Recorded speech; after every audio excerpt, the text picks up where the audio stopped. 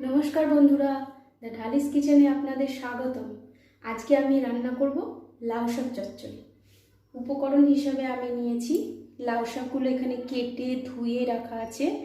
এখানে নিয়েছি বেগুনগুলোকে কাটা আছে টুকরো টুকরো করে, ডালের বড়ি, আলু, এখানে আছে কাঁচা লঙ্কা চেরা, আর ফোড়নের জন্য আমি এখানে নিয়েছি 5 ফোড়ন, 2টো শুকনো লঙ্কা, একটা তেজপাতা, এখানে আছে হলুদ, লবণ আর চিনি। কড়াইটা গরম হয়ে গেছে, এবার আমি এর মধ্যে দেব সর্ষের তেল ডালের বড়িগুলো ভাজার জন্য। তেলটা গরম হয়ে গেছে, এবার বড়িগুলো তেলের মধ্যে দিয়ে আমি হালকা করে ভেজে নেব।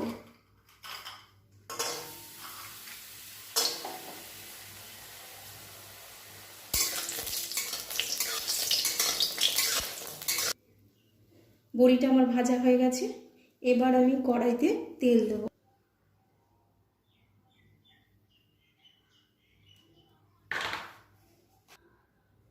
তেলটা গরম হয়ে গেছে, এবার আমি ফোড়নগুলো আস্তে আস্তে দিয়ে দেবো। তেজপাতা, শুকনো লঙ্কা, 5 ফোড়ন।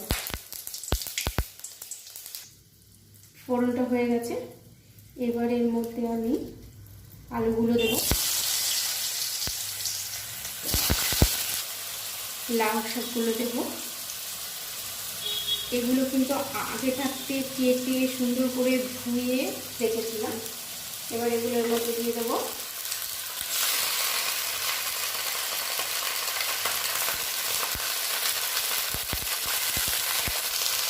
এবার বেগুনগুলো দেবো।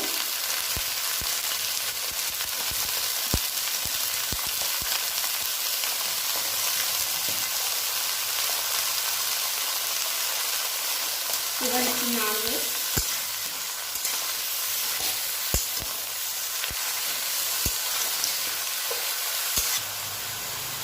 এবার এর মধ্যে আমি 1 চামচ লবণ দিয়ে দেবো, হলুদটা একটু পরে দেবো, দিয়ে কিছুক্ষণ নাড়তে থাকবো।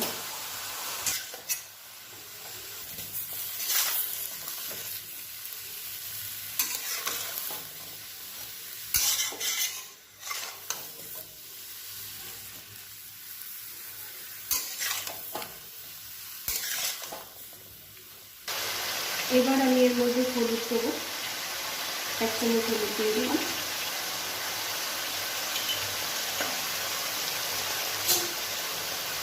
নাড়ব একটু। এবার আমি এর মধ্যে কাঁচা লঙ্কাগুলো দেবো, ডালের বড়িগুলো দেবো,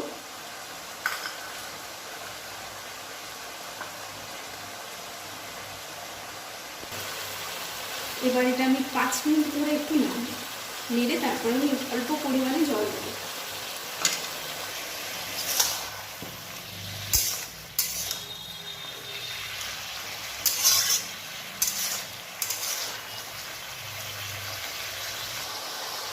পাঁচ মিনিট নাড়া হয়ে গেছে, এর মধ্যে এবার একটু জল দিয়ে ঢেকে দেবো অল্প পরিমাণে।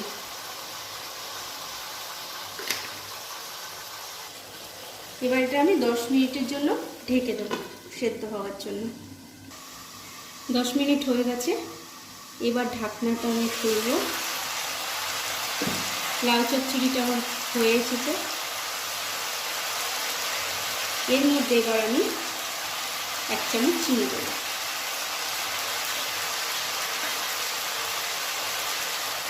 দু মিনিট নাড়াবো, তারপর নাড়াবো।